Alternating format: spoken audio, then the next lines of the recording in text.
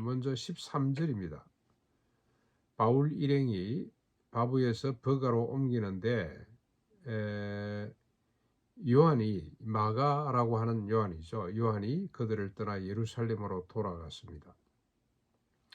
뭔가 갈등이 있었던 것 같습니다. 뒤에 이 문제로 바울과 심하게 다투고 그리고 서로 갈라서게 되기까지 아마 이 바울 입장에서는 마음이 상한 것 같습니다. 내부 갈등이 생긴 거죠. 그러나 복음은 중단 없이 계속해서 이어져 갑니다. 나중에는 요 마가하고 같이 동력자가 되죠.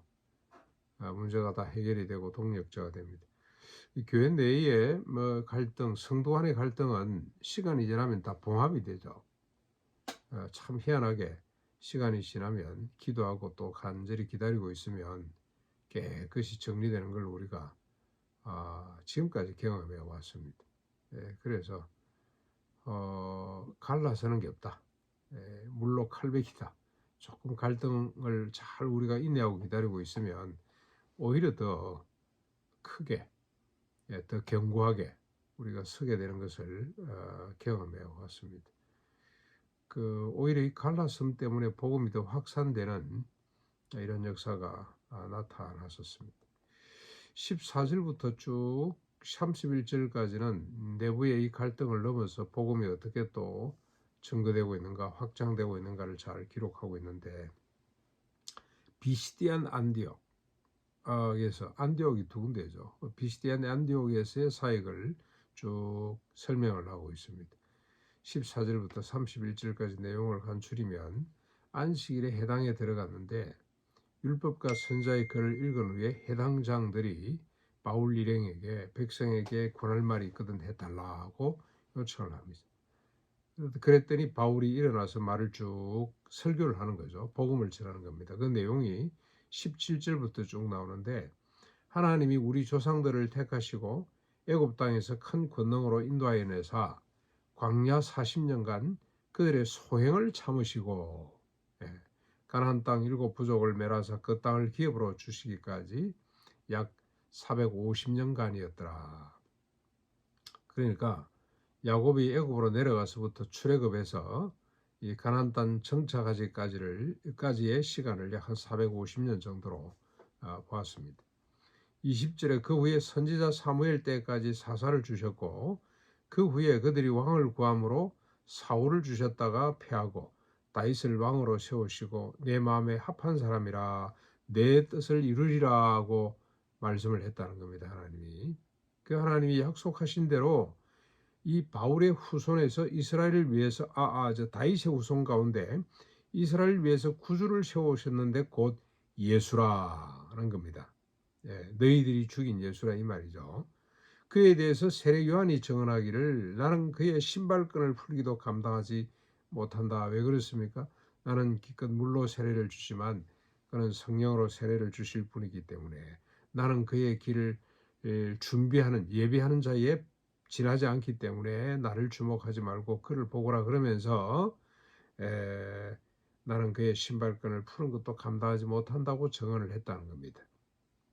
이렇게 구원의 말씀이 주 예수 그리스도가 우리에게 보내주셨는데 예루살렘에 사는 자들과 그들 관리들이 예수와 선자의 말을 알지 못하고 그들이 늘 주일마다 안식일마다 외우는 선지자들의 그 말을 알지 못하고 죽을 죄 하나도 없는 예수를 빌라도를 통해 죽였으니 성경에 그를 가리켜 기록한 말씀대로 응한 것이다.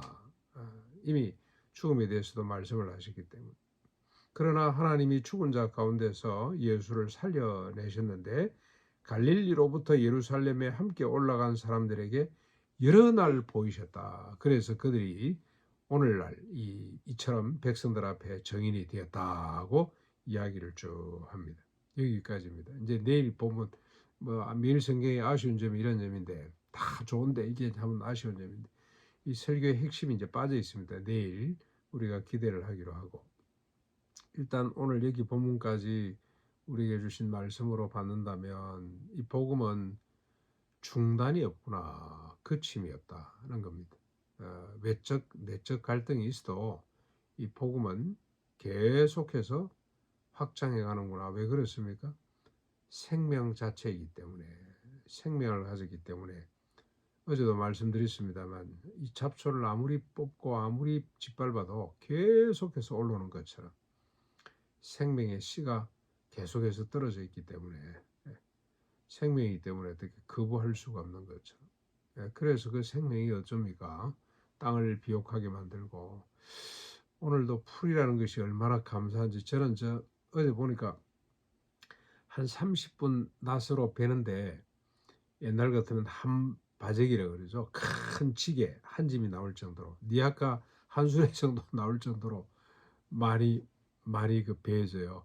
그럼 그게 조금만 지나면, 적당하게 섞어 놓으면 그게 생명이 되는 거 아닙니까? 예. 그래서 이 생명의 역사는 중단이 없구나. 중단. 생명 자체가 복이기 때문에. 그래서 어떤 갈등도 위기도 어떤 위협도 막을 수가 없는 것이 생명이고 성령의 역사구나. 그 생명의 불을 지피고 그 생명을 계속해서 확장하는 주역이 성령님 아닙니까? 그렇죠. 근데 하나님이 직접 하시지 않고 오늘 이렇게 부족하지만 베드로를 통해서, 바울을 통해서, 바나바를 통해서 서로 갈등이 있고 싸우고 합니다만은, 인간들을 통해서, 하나님의 종들을 통해서 복음이 확장되기를 하나님이 기뻐하시는구나. 오늘 저희들에게도 이 복음이 맡겨졌습니다.